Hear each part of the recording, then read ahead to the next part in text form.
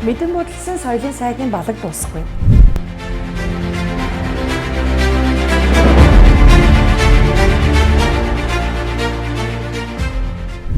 Соёлын сайдаар таймлагдаж тангараа өргөхөөсөө эхлүүлээ бүтлгүүйтсэн номингийн бүтлгүүтэл одоо 7 хоногоор үргэлжилсээр.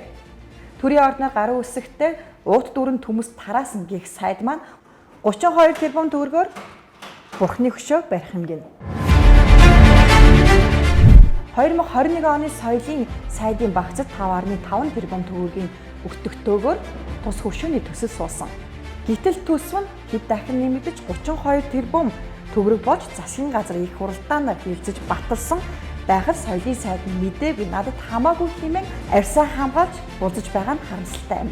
Бүхэл бүтэн их хурлаар баталсан 32 тэрбум 480 сая төгрөгийн төсвийг суусан асуудлын талаар тэрээр мэдэхгүй хэмээн Facebook хуудсанда нийтлэж ганцхан тайлбар хийгээд болно гэж андуурсан бололтой.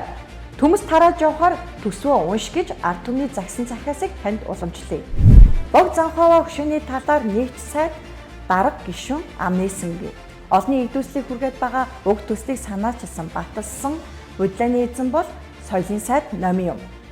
20 гаруй жилийн дараа соёлын яам дахин байгуулагдаж сайдаар нь номин томилогдсон юм.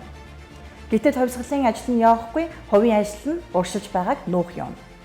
Тэрээр телевизийн шоу менежерээс түмэн олныг соён гээрүүлэх чухал салбарыг ахлах томилгоонд түнд ахтаж, салбар авч явах чадвар мэдлэг дутмаг байгаа нь түүний үг үйлдвэр нь харуулсаар байна.